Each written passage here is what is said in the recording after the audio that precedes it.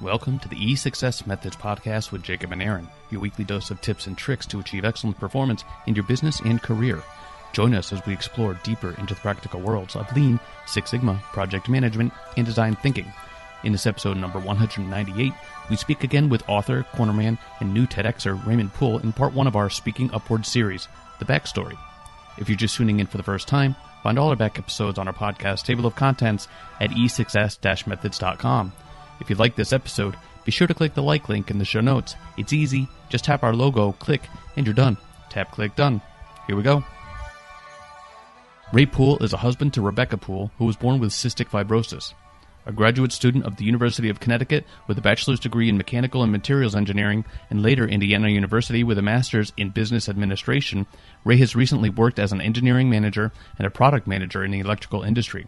Ray became involved with the Cystic Fibrosis Foundation and was named Milwaukee's Finest and is a member of the CFF Leadership Board, chairing the Tomorrow's Leaders Group for young professionals. Ray holds a third-degree black belt in Taekwondo and has trained and competed in several martial arts, including Muay Thai and Jiu-Jitsu, which influenced the title of his first book, Lessons from a CF Cornerman, 38 Lessons I Learned During My Wife's Illness and Lung Transplant, which is available on Amazon. To learn more about their story, hear Ray's TEDx talk, or to get the latest updates on new projects, visit www.cfcornerman.com. Find all social media links and enter your email address on the contact page for updates. Also consider checking out our last interview with Ray Poole in episode 143, Focus from a Cornerman's Perspective. So I am recording, but we don't have to necessarily get into the topics. Just, how's everything going? Oh, it's been going well. We actually just got back from Pittsburgh at about 6:15. So we've been up there for an appointment. Everything seemed to go pretty well. And, it's like every time you go up for an appointment, you're always kind of fingers crossed. But we knew that she was feeling pretty well going into it. So, so we've been pretty fortunate with that. That's really good to hear. So I bought your book probably about a year ago, as soon as it came out. But I actually just started reading it before, maybe a week or two ago. After I was like, I'm going to speak to Ray. I really ought to read his book. I bought it, but I ought to read it. So, yeah. I think I'm coming up to New Year's. I'm coming up to New Year's, so I was getting the story behind all your you trip up to the mountains. I think that's the real one that I just got through is the story of your trip up in the mountains. So, based on what you said, you can kind of tell when things are going good or going south. You've got the signals down by now. Yeah, you definitely get a sense of it. And it is interesting though. It's like I've got a stack of books here. I've got 3 of them that I've started, and it's just it's always I always try to make fun of Rebecca because I'm like, you buy all these books, but I've got the same stack of books in my office. So it's sometimes it takes a little bit to get started on them. Well, you don't have time to read anything because you're too busy writing, I think. Yeah, I think that that's definitely part of it, and between that and some of the other things I got going on, it's like it's not that you feel like it's not valuable, but it's like you've got to finish these few things first, and they just never quite get completed. A little bit unhappy to find that you decided not to pursue your own podcast.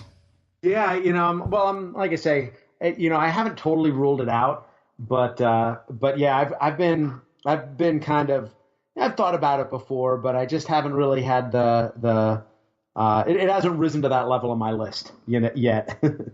Yeah, if maybe, so I didn't get into podcasting until I was kind of an avid listener, and then it was like, okay, well, for like 2 years, I'm listening to him. I'm like, I could do this. I should do this about Lean and Six Sigma. And it took me, 2 whole years before I even asked my buddy if he'd be willing to do it. And then, but I got to tell you, it is you're probably aware of how this works. You put something out there and you're not sure anybody's looking or listening.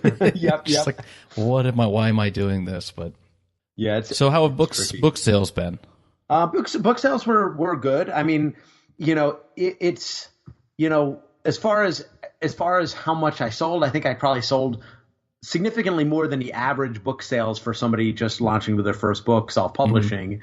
But but I ended up spending pretty much all of that in marketing, and then I ended up finding an avenue in speaking. And in one speech, I ended up making more than I had in all of my book sales. So it's kind of a mixed bag. It's like it's one of those things where you get excited because you feel like, okay, this is a good product. This is something that's interesting to go forward with. And then you see an opportunity that's a bit of a right turn, but it's still along the lines of what your goal is. So it worked out pretty well.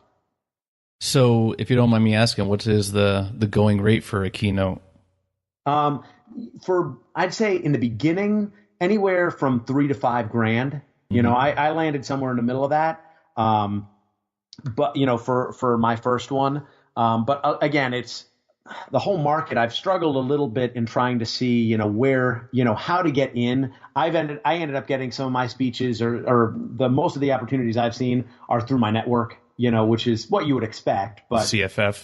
Yeah, even through my professional network. I spoke at the Spectrum Brands Technology Summit, and the whole nature of my speech there was this new book that I'm working on where I'm kind of drawing parallels between issues you see in the hospital room and issues you see in the workplace, particularly with project management. And I gave a speech that oscillated back and forth between those two topics and went through kind of their project management process. Like, I've used Demeti most of my professional life, but they used DeMadvi, right. We've used DeMaic and something called Advance. So there's a lot of different methodologies. So I put mine in that context, but essentially it's a similar process regardless of what you call each step. Mm-hmm. How many free engagements would you say you had to do before you got that compliment with a paid engagement? Probably a dozen or so. Yeah. But I still would put one or two kind of in the middle where I didn't get paid to do. I did a speech at CFRI. I did the kickoff speech at their annual education conference.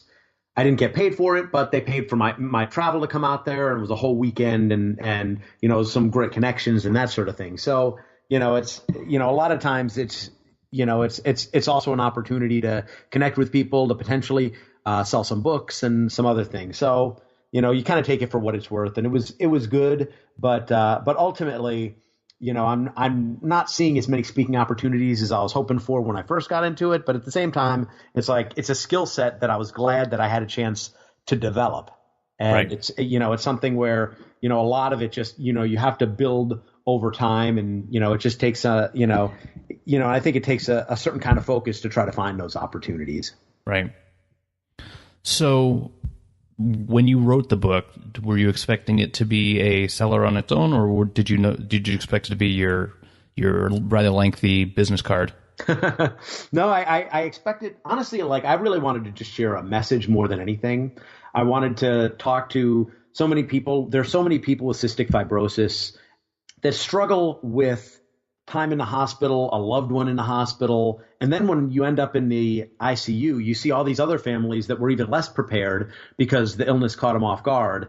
Mm-hmm. And we ended up in so many conversations and waiting rooms and that sort of thing. And in addition to wanting to say what worked for me, it was also nice just to say, hey, here's a story where the odds were against us, but it ended up working out well. You ended up hearing so many stories there where it's like, well, this is what your expectation is, and you're going online and trying to talk to other folks. Well, was anybody in this condition and survived? Mm-hmm. And I couldn't find a single example. So, interesting. So I wanted to have an example that people could say, okay, yeah, my loved one is on a ventilator. They're saying that the odds aren't good for survival, but here's a case where they survived. It might not be the average, but it's possible. Just thinking about that, because I've shared your lessons a few times, mostly on the side of.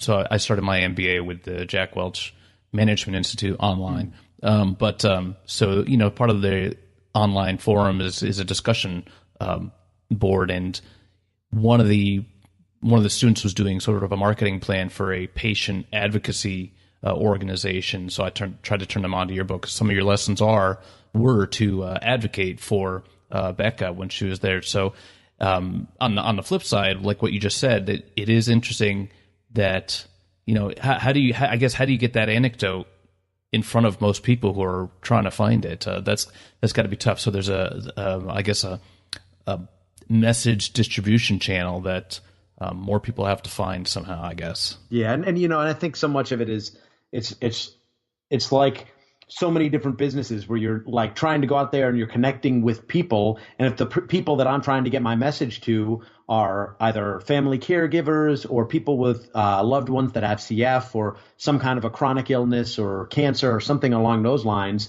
I find myself going on to caregiver websites, going on to CF forums, and just interacting with folks and just kind of sharing, some of our story and some of what I learned from it. And I found that was probably the most effective way to at least get our story out there. Mm-hmm. So where's Becca in this? I see her. I mean, she's obviously the main body of the story, but you're, how do I put it? I mean, this is your thing, right? Mm-hmm. Yeah. The book and everything, and she's there and she's obviously supporting you. How does she figure? To what level is it? Does she need to devote energy to the work you're doing? I would say only when she needs to, only when she chooses to, I'll say. Mm-hmm. When we first got together, I kind of looked at the CF Foundation and volunteering and getting involved with that as something that we could do together when she was ready. Mm-hmm. And, I'd approach her, I say, hey, there's an event, there's a walk, there's an activity, whatever it is. If you want to get involved, I'd be happy to get involved with you. And she never really was that interested. And then it occurred to me when I got involved with Milwaukee's Finest and had an opportunity to do some fundraising and things on my own that she didn't need to be involved. She had enough to deal with working and dealing with the illness. And even now, she's got enough to deal with recovering from her transplant and just getting through the day with all the side effects that she deals with from the medications. And I feel like she can be involved with at whatever level she wants. And she mm-hmm. comes to some events and she likes to be there for some of my talks. But beyond that, I don't want to put added pressure on her to be involved. And, she's happy to be involved, at a certain level, and that's good. So, like even when I wrote my book, she was really happy to help me proofread it. But she wasn't, she didn't want to write a chapter in it or anything along those lines. So, mm-hmm. And I also gave her the right to veto anything that I wanted to put or anything that she didn't want in the book. Right.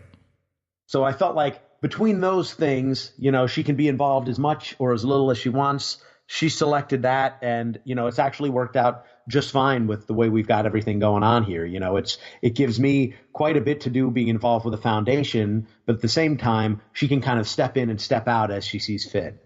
Mm-hmm. Okay. Yeah, I was curious as to how that worked because at some point it's like, okay, I wonder. She's there. It's about her. But how much of this does she want to be about her? At some point. And I'm actually amazed at what did not get edited from the book, for some things so far. And I've gone through your trials and tribulations of, mostly trials for whether or not you want to get married and how you wanted to get married and your attempts for children and things like that. So. Mm-hmm. I mean, that's very early in the book. So all right. Let's get back to some of the stuff here. I have here, you mentioned things about the families with loved ones in the hospital. And one of the things you're trying to promote is this hospital comfort kit. So tell us a little bit about that. Sure. Well, when we were in the hospital, everybody that was reaching out to us was saying, we'll do anything. What do you need? Just let us know what would help. And we had no answers. Like, mm-hmm. in particular, I was always trying to think of something, and I kept coming up with a blank, and it was like, well, just knowing that you're there for us is great. And then they would send us flowers or they would send us candy. And we'd appreciate it because Rebecca loves flowers. And, the candy, it was great to have a little snack or a little pick-me-up, and it tells you that people are thinking of you. So we appreciated those. But, after a couple of months in the hospital, I ate way too much candy, and you're stuck in this hospital room and you're looking over at the fiddle faddle in the closet, and it's just like, all right, enough candy. And then I started to think about, the things that we were doing that were really helpful, and the gifts that we received that were really helpful, and items that we brought in. Now, people with CF typically come into the hospital with a big bag of, items to, changes of clothes, video games, all sorts of stuff. And it just occurred to me that, boy, it would be great for people, especially those that aren't familiar with long hospital stays, to get a basket that was geared toward being stuck in the hospital. So I started to put this kit together, and it was a lot of stuff that we received when we were in the hospital. It's a little Bluetooth speaker that's not a big, large one that you would have at home. It's something that's convenient that fits on your shelf. We've got a water bottle. It all comes in a cooler because, again, you're stuck in a hospital and you're on their schedule. And sometimes you want something that's cold, or you're bringing things back for your loved one back and forth from home, and you want to bring something, like ice cream or something from home, whether it's lunch meat or something along those lines. And it's handy to have a cooler, back scratcher, chapstick, all of these different things were just items that we learned were really helpful to have. And then on top of that, I kind of wrote out a hospital survival guide with identification for items that we didn't include in the kit that they may want to bring from home, like a pillow, but bring one with a different pillowcase so it doesn't get taken by the staff when they go to change things around. So, right. So it was really just it started out as just a brainstorm of, what people need in the hospital room. And then it kind of ended up as, hey, what a better thing to supply than flowers. We'll supply this hospital survival kit. So that was kind of where the idea started. So that gives the recognition of thoughts and prayers, but also some utility, I guess, at the same time. Exactly. The focus is practicality. Yep. Utility. All right. So you say that'll be available in late May? Yes, it will be available in late May. We're actually ordering our first round of inventory now. We've already gone through the process to select all the suppliers, get the logo not nailed down, and we'll be getting our first round of inventory within 2 weeks. All right, very good. All right, so let's talk a little bit about your public speaking. So how did you really start to get into public speaking? Well, I really got into it more when I finished the book and I wanted to spread the message of the book. I wanted to share the things that I learned, and I felt that the book was a good way for me to organize them, but we don't always have the time to get through all the books that we want to read. And I felt like a great way to deliver that was to deliver that in a speech, deliver that in even, the same way you're doing with a podcast, to be able to get out there and have a way you can listen to it, and you can get these multiple messages out there. And I was excited to get a chance to start speaking at a lot of CF Foundation events. And I just learned that it was something that I enjoyed doing, and just the nature of developing a speech and just trying to pull one point out of there and let people walk away with one idea had some value. And that's really kind of what hooked me. Okay, so the CF Foundation was kind of your entree into this? Yes. So they typically bring people with CF or family members into some of their big fundraising events and have them just explain what life with CF is like, some of the challenges they faced, some of the issues. And once that explanation is done, people are usually much more motivated to say, hey, I want to get involved with a foundation. I want to donate. I understand now how challenging this is because this person's up there telling me about it. So as I started to write some of my initial speeches, they were pretty straightforward. There was less of a theme, and it was more of, hey, this is some stuff that happened with us, to us. Isn't that bad? Mm-hmm. And it was interesting to me because I was able to kind of walk through some of the challenges that Rebecca had, and people walked away with a better understanding of it. And kind of as the time went on and I continued to stay involved with the foundation, of course, Rebecca became sicker and our story became even more intense when we would share it. And it was, I found it a nice opportunity just to get out there and connect with a bunch of different people that were just starting to get involved with the foundation and give them a face to it and a better understanding. So it sounds like it wasn't just for you. It wasn't just a forum to start speaking and share a message, but sounds like also quite a bit of a support group. Definitely. And it was good for us to have the opportunity to share our story, and it felt good to get it out there because before we had done speaking about it, Rebecca hadn't really told many people that she suffered from CF. It really took getting involved with the CF Foundation and recognizing that it could be helpful in other ways that brought us into a higher level of involvement.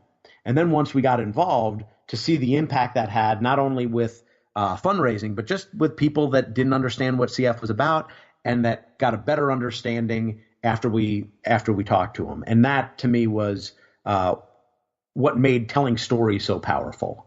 So it just occurred to me, and I'm wondering how you deal with this. So you've got a story, and you've gotten quite used to telling it in a certain way, for sure, which I imagine makes other people want to share their story, and some of them are probably quite tragic.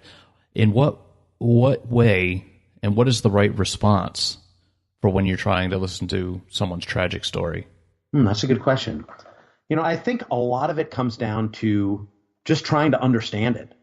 Having empathy, understanding that they're sharing something with you that they don't tell everybody. Mm-hmm. And they're sharing that trust with you. And the idea is just, I don't need to compete with your story. I just need to understand your story. I can ask questions about it. Obviously, you're willing to share. If you're willing to share that story with me, you're comfortable with me at least engaging with you about that. And I found actually, after writing the book, the thing that I liked the most was that so many people reached out and told me their stories. And you can connect with people on a deeper level after, you share something that's pretty intense and it's very personal. And to be able to hear from a CF parent, to have them come up to you and be like, "Oh, I read your story. I'm concerned about my child that has CF. This is what we've dealt with." And in so many ways, you can empathize with them because in a lot of ways, like with other people, like with other diseases, these diseases catch people off guard. The same way a parent with CF, when they first get that diagnosis, it catches them off guard. For me, I had a little bit of an easier way into it where I started dating Rebecca. I learned early on that she had CF. And then it bothered me and I watched it progress, but I didn't have quite the same experience. So much of it is just recognizing they have a different experience. Just listen to it and try to empathize. Right. Hey, thanks for that. I know basically a lot of the questions I've just been asking are out of my curiosity and how to deal well with the trials of humanity. I think they apply to The Office, but more to the point, I think let's get to it. We're calling this one Speaking Upwards, and this is about your path through public speaking and how to try to bring it back to the careers of Lean and Six Sigma and project management and those in business. So I thought maybe we'd go through your career and how public speaking evolved over that time. Sure. Thanks for listening to episode 198 of the E6S Methods podcast. Stay tuned for part 2 of Speaking Upwards with TEDxer Raymond Poole in episode 199, Public Speaking. Don't forget to click like or dislike for this episode in the show notes. Tap click done. If you have a question, comment, or advice, leave a note in the comments section or contact us directly. Feel free to email me, Aaron, Aaron, at e6s-methods.com or on our website. We reply to all messages. If you heard something you like, then share us with a friend or leave a review. Didn't like what you heard? Join our LinkedIn group and tell us why. Don't forget, you can find notes and graphics for all shows and more at www.e6s-methods.com. Journey through success. If you're not climbing up, you're falling down.